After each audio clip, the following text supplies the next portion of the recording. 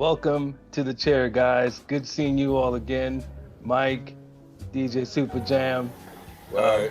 It's been a while. I know you guys were here before, and I decided that I wanted to get both of you together. I know I did an individual thing with each of you, and so it's been a while. I had a lot going on myself outside of the chair, but we're back. And like I said, I just wanted to kind of get you guys here because with you two being in Europe for the longest time, and I'm sure you crossed paths in the past with your craft.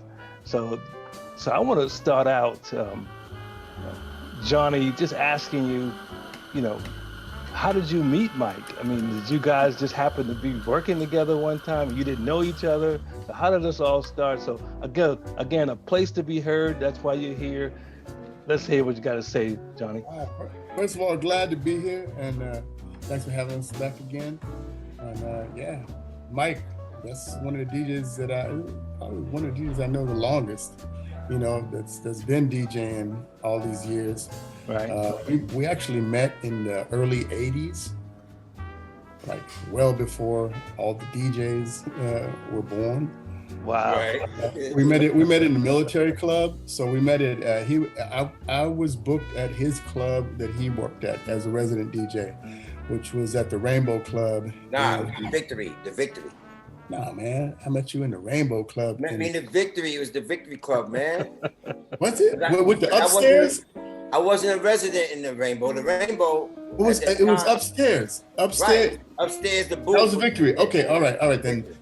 Yeah. But I knew you then later on from the Rainbow. Okay, because we've crossed paths many later. times. Okay, so I didn't even know what the name of the place was. Because I was playing in the 49er at that time, and you were playing in there. Okay. Right. And so I met him, and so I came in, and I had just been scratching for a few weeks. I just figured out how to scratch. I heard it in my headphone. I pulled the record back up. I said, jibber, jibber. I said, oh, jibber, jibber, jibber. And then played it out loud, jibber, jibber, jibber. People were like, oh, he knows how to scratch. And so I came in the door all like, hey man, so can you scratch? He says, yeah, man, we'll do all that, man. Just come on. Right. Go ahead, set your stuff up. And we just vibed. And right away, there was not anything about I was trying to outdo him or he was trying to outdo me, or he didn't make me feel comfortable coming into his house. It was like doors were open. He was like, boom, let's vibe. And we did, and we rocked it that night. And then, ever since, like I said, we never had any bad vibes. Never been anything, I could say negative, about our encounters and so on. And that's a good thing. You don't want to have that negativity when you're doing your craft. So, and I'm sure, Mike, with you knowing Johnny for so long, and I get, like I said, I know you've crossed paths before. So there's this location you talked about. So you were there the same night, or how did that work? Okay, normally I was the house DJ. I punched in. I worked for MWR, so I just punched in. My equipment was already there. So when I came in, I always come in early because I had the booth. Upstairs was the booth, and I had a system inside the booth, and I just like to check my new records out and stuff like that. And this is what the true foundation of hip hop is, right? Even though I was always like, okay, if you came in pleasant and whatnot, I wasn't gonna get at you. Well, he kind of caught me by surprise because I seen him setting up the stuff, and he ran over to me like, bam, like he seen the records in my hand. And he was like, yo, what's up? You the DJ, yo, man, could you scratch? Could you rap? You did it, and he's just going on. I was like, yo, man, just go ahead and set up, and then we'll talk later and shit. So by him doing that, I was like, okay, he gonna set up. I was gonna go upstairs and play records anyway, but I turned it up extra loud so he can hear me. All the things he asked me. Right. So he kept looking up, and I just tearing it up, right? And looking up. So then from that point on, we had never had no animosity. We became friends. And then the next time was the Rainbow. We battled as like allies, you know what I'm saying, like together. Okay, that's good. And then good. the next time was the 49er in K-Town. Yeah. And that was because I was working with somebody else. The guy asked me, he couldn't battle. And he knew SuperJam was probably gonna get him. And with SuperJam, Mr. Groovy, and the Prince or somebody like that. And the guy I was working with was what was his name? Jock, Master Jock Disco. Okay. So it was 1983. I just came back from New York. I had all these new songs, right? And I had one of them was Herbie Hancock. And I remember there's a picture on the internet with Johnny with the afro. Oh yeah. Really? He had an afro. And he was looking at me. But he had like this curly afro, right? He was looking at me like, Look at him like, what is he doing?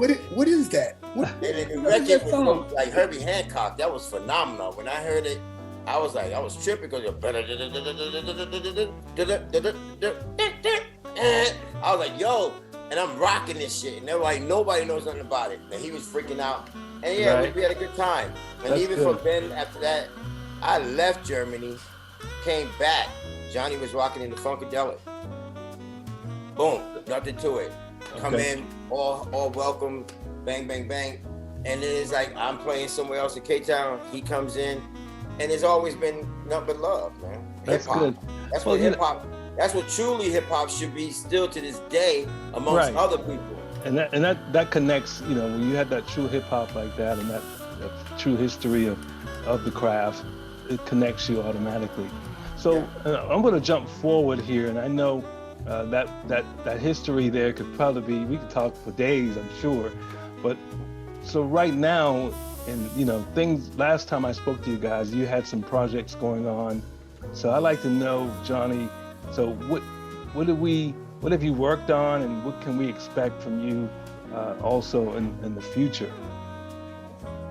Yeah, well, right now I'm in the studio working on an album, self-titled album, DJ SuperJam, where I'm working with a lot of vocals that I have accessed, that I have rights to use, and I've found my way of producing in it with a DJ aspect.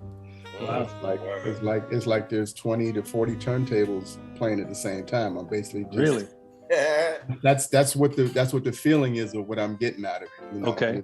And that's something that I can say that because if you're not a DJ and you don't understand that, you know, you can do what you want. You can be a producer who just reads the notes that are given to him or goes by, you know, whatever key structure that's being set up or different programs that read stuff or set stuff up for you and so on. But it's a whole different thing. The way that we as DJs, we feel things because we do and you know, because you're a DJ also, is we put the headphone on and then we listen to what we're mixing in to the next song. And we basically do the mix before anybody else hears it. We do it in our head and we hear and we say, oh, that sounds good together, or no, that's really bad. That's awful. That's not gonna work. So you just can't take one song that's 100 beats per minute and another song that's 100 beats and mash them together and everyone is gonna work. Just because they're on beat doesn't mean that they're in groove. They're in groove, right. And, you know? That's interesting you say that, because that's the psychological side of, you know, DJing. A lot of people don't know when you're really deep into your craft. Like you say, you're trying to get the mix to work together. And at the same time, you're looking at your crowd and seeing the reaction of your crowd too.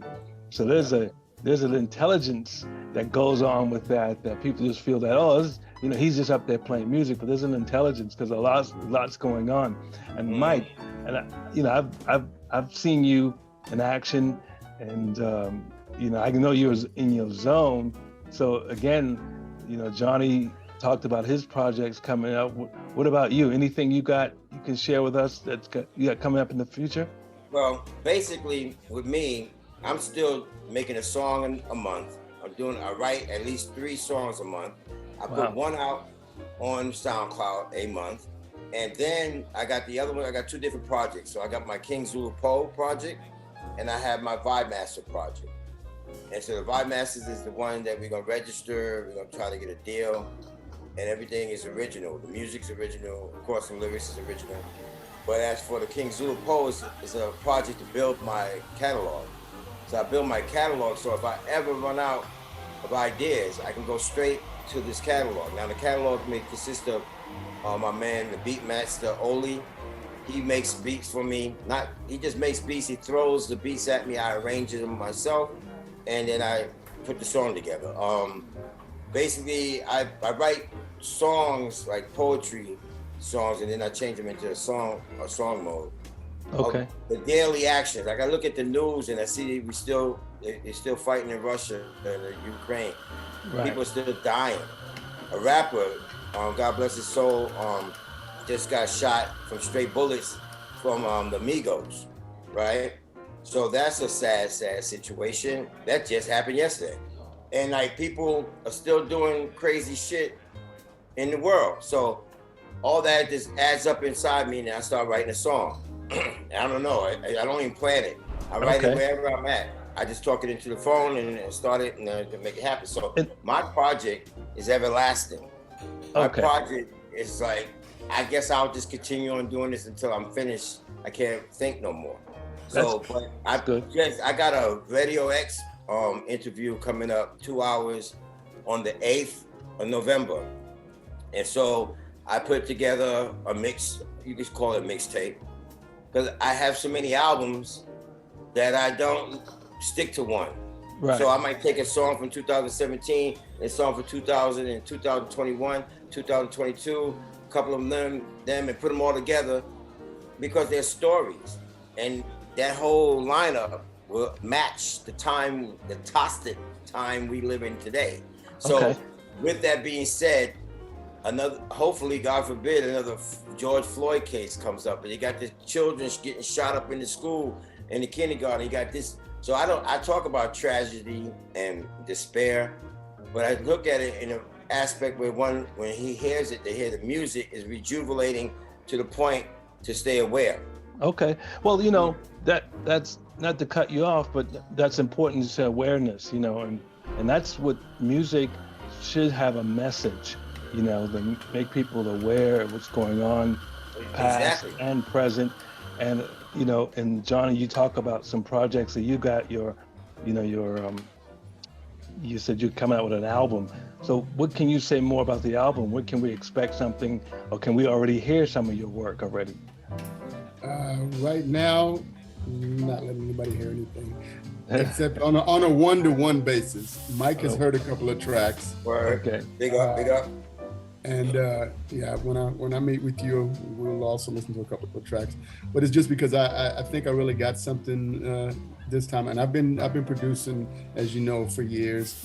I was producing Prophets of Rage in the 90s, the first Prophets of Rage, before Rage and everybody, Rage Against the Machine, and everybody got together and did that. We did our thing. We were signed to 4 Music, Fantastic Spheres label.